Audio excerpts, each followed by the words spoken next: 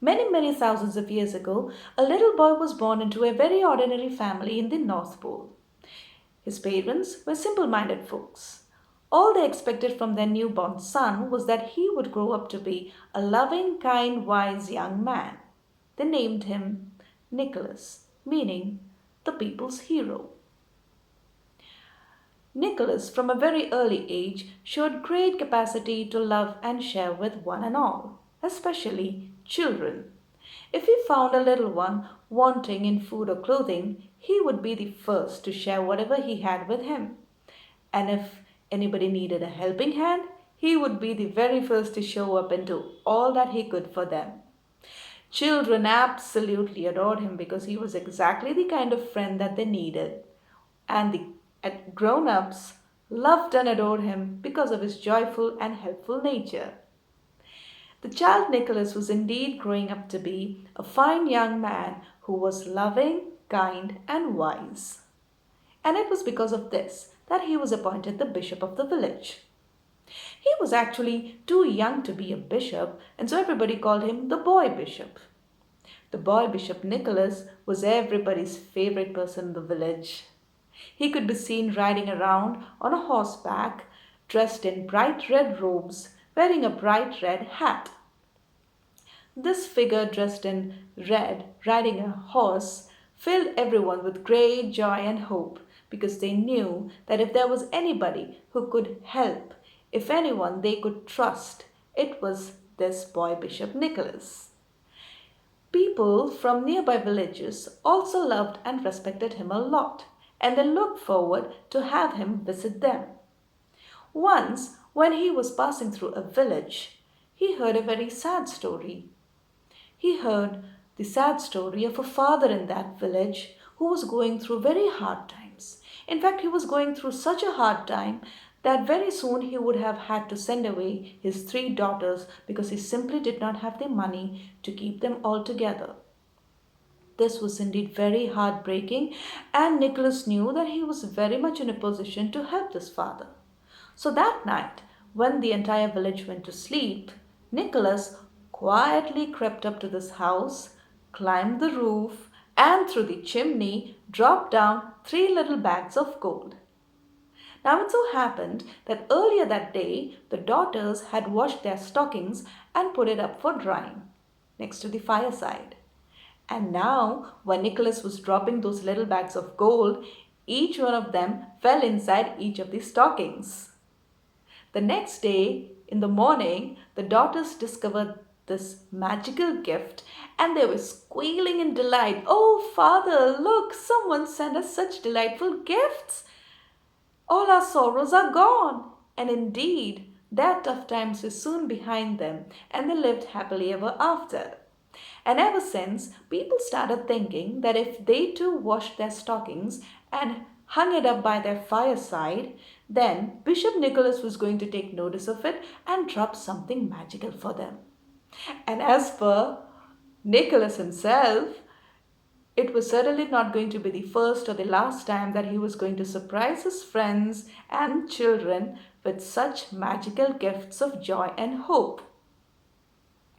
Time went on and many more villages, many more children started receiving his gifts. As years passed by, Bishop Nicholas grew into a very wise old man, and one day he passed away. Upon his passing, the church decided to honor him by declaring him a saint, a patron saint of the children, and they call him Saint Nicholas. In his birthplace, Saint Nicholas was pronounced as Sint Nicholas, or in short, Sinterklaas, while people outside of his birthplace started calling him Santa Claus. Now that Santa Claus was no longer in a physical form, he actually found it quite beneficial because now it meant he could go to any child in any part of the world and give them any kind of gift. Oh, how delighted he was to have found this out. And so it happened that one day he received a mental message that a certain child in the far eastern side of the world was in dire need of a magical gift. And so Santa Claus lost no time to reach that child and drop his magical gift. He carried with him a little box which was wrapped in bright, shiny red paper and tied up with golden ribbons. And very carefully he placed this box next to the pillow of the boy. The boy was sleeping. He was all tucked up underneath a ragged blanket. He was sleeping on a broken bed, which was inside a very dark, damp tunnel, which looked like a broken down room, which was part of a broken down house, and it was all really very sad and weepy. It was certainly not a bright, joyful place for a child to be in. And after dropping this gift, Santa Claus had a feeling, what if the boy doesn't see this gift? And so he decided he has to take action immediately. And so, very gently, Santa Claus ran a hand over the sleeping boy's head. As he did that, the little boy, who had actually cried himself to sleep, felt himself waking up. But as he woke up, he did not feel sad. He had gone to bed crying, but now he felt as if he was waking up hopeful. And the first thing that he heard when he woke up was beautiful music, refrains that seemed to be coming from a flute. And he became very curious. Who would be playing flute in the middle of the night? But oh, it was so beautiful. He just could not stop himself from stepping out of his house and go in search of who was it who was playing this beautiful music. He walked through the lanes, the by lanes, the streets. He went on to the big main road, looking left, right, front, back as to who was playing this music. And he noticed that the more closer he went towards the music, the more melodious it became, and the more it seemed to be filling him with so much joy, so much peace, so much happiness, which he had never felt ever before in his life. And then he became even more excited and restless to find out who was this? Who was this?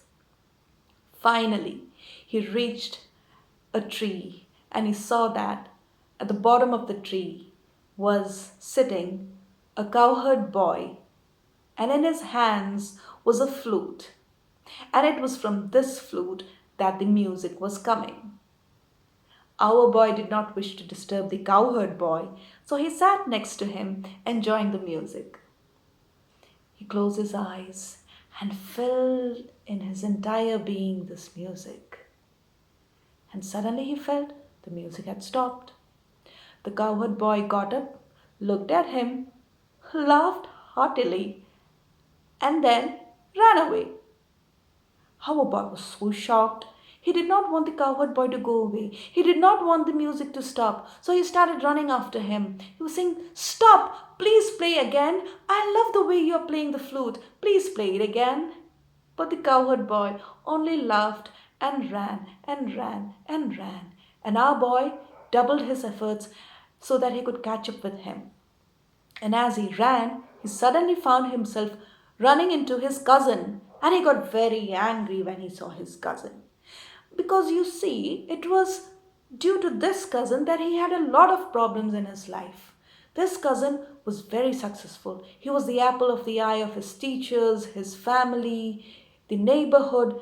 Everybody always loved and praised him. Whereas our boy was the black sheep of the family and school and the neighborhood. Nobody cared a damn about him. And because of this, our boy was always brimming with jealousy whenever he thought of his cousin. And at that moment, it was no different. Pure green juices of jealousy were flowing out from his heart. And the moment he felt that jealousy spring up, he also felt that there were pins and pricks and knives stabbing him. Oh, it felt so intolerable. And that wonderful feeling that he had after listening to that music just vanished. And it was so intolerable because he really couldn't live without that music anymore. And he cried out, "Oh, please, cowherd boy, come back, play it again, I need it." And just as he finished praying this, he found the cowherd boy had appeared next to his cousin, and he started playing his flute again. And the moment he started playing the flute again, all these pins and pricks and stabbing feeling vanished. All that green juice of jealousy that was flowing seemed to have evaporated, and in its place he felt that same old joy and happiness. And he said, "Ha! I don't care about this cousin anymore. I want the cowherd boy and his music." And he started running after him again. But the cowherd boy again started running away from our boy. And he went on running, running, running. But this time he was playing the flute and swaying to the left and right and to the front and back. And then suddenly he vanished again. But our boy was already running, and he ran, ran, ran, but ran into his uncle. And seeing his uncle so unexpectedly, he became so angry. He flew into a rage and looked at him and just wished that he would just go away. Because you see, it was due to this uncle that he was having to live in such a broken down house. His uncle had, through cheat and deceit, thrown out his father from his rightful property, and that is why they were living in such lowly conditions.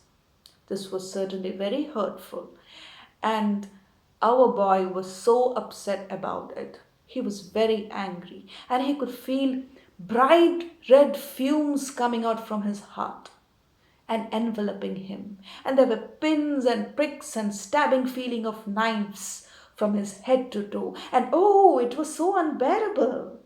And he longed for that soothing music of that cowherd boy's flute. And he prayed again for it to come. And the moment he finished praying, the cowherd boy appeared next to his uncle and started playing his flute again.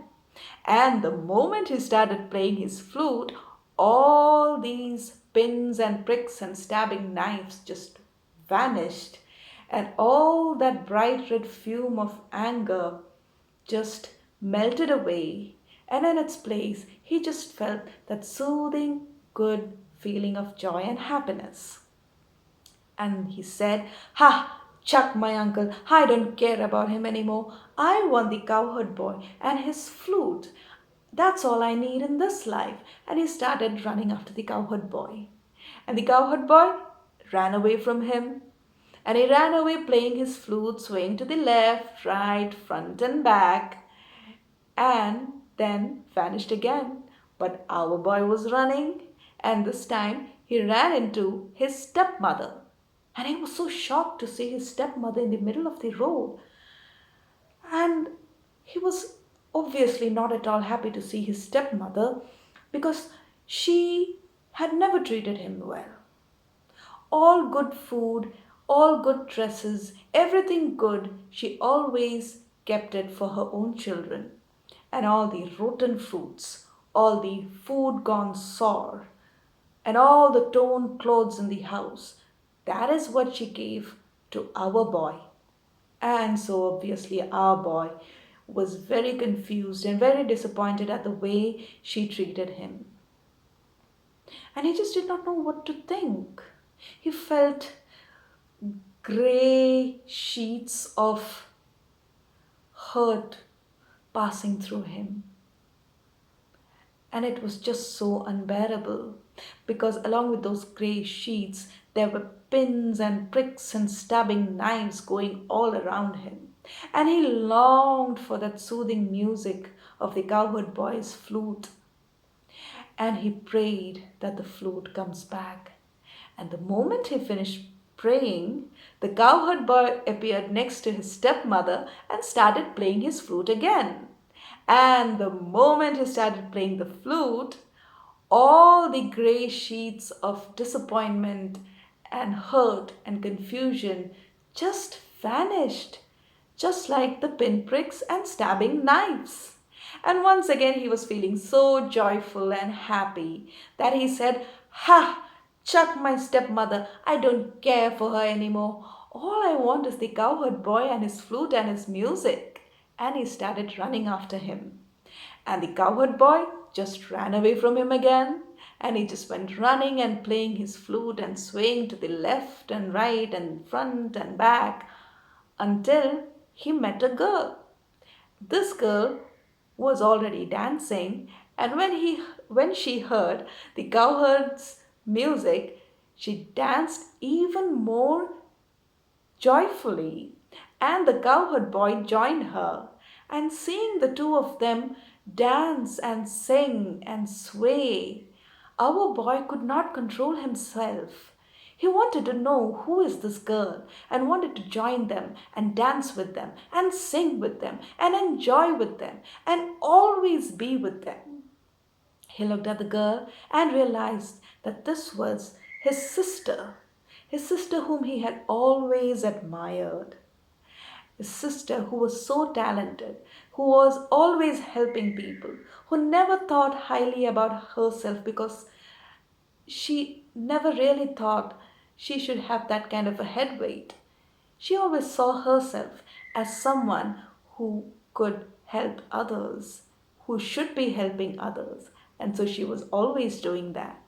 And the cowherd boy and the girl danced and sang and danced and sang, and soon our boy also joined them, and together the three of them went around the city dancing and singing, joyfully jumping here and there, front and back, left and right, until, unknown to himself, the boy was back in his home, in his bed, and, tired of all the happiness and dancing, had fallen asleep.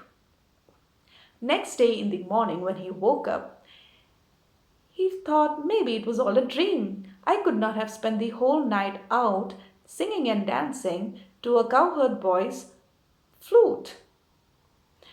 But he also remembered that he felt so happy, so relieved, because now he was free from all the jealousy, all the hunger, all the anger, and all he knew that that is what he wants for the rest of his life.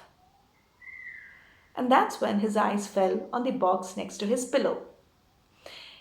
He took up the box, undid the golden ribbons, unwrapped the bright red paper, and opening the lid of the box, found a golden colored flute entwined with two peacock feathers. And he realized that this indeed was the gift he had always been looking for, and this would only be the gift he would need for the rest of his life.